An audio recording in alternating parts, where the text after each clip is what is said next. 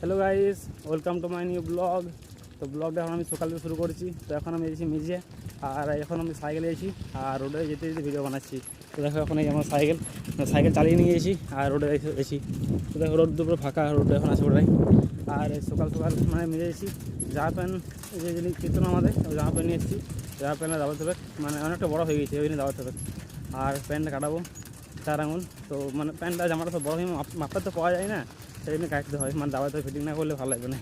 তো ওই নিয়েই তারাপুর যেছি, আর তারাপুর যে প্যান্ট জামাটা সেলাই করবো টেলারে, তারপর ঘর আসবো আবার। আর সকাল সকাল আজকে বেরিয়ে গেছি, কারণ রোদ দিচ্ছে অনেক। দেখো সূর্য এমনি দেখো রোদ দেখে দেখো পুরাতন রোদ অনেক হয়ে গেছি গোটায়। আর এই তখন গরম, তো গাছপালা পুরো সব শুকিয়ে গেছে, আর আমিও সব শুকিয়ে গেছি এই গরমে। তো এখন যাইছি রোডে। আর দেখো গাছটা আম ধরে একটা, এই যে গাছটা দেখি একটা গাছ আম ধরতে, তো ফাঁকা। তো আমি এখন যাইছি, ঠিক আছে।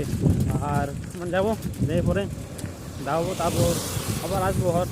আর আমাদের যে কীর্তনের প্যান্ডেল করেছে হরি মন্দিরে, তো ওইটুকু দেখাবো। আর মানে কালকে রাত্রে সব ফিটিং করে দিয়েছে, আজকে আমি দেখুন সকালে এসে করে সব ফিটিং হয়ে গেছে, ঠিক আছে। তো এখন যাই, তারপর তোমার সাথে দেখা করছি আবার। গাইস, আমার প্যান্ট জামা দেওয়া হয়ে গেছে। তো আমি এখন ঘর যাচ্ছি ঘুরে।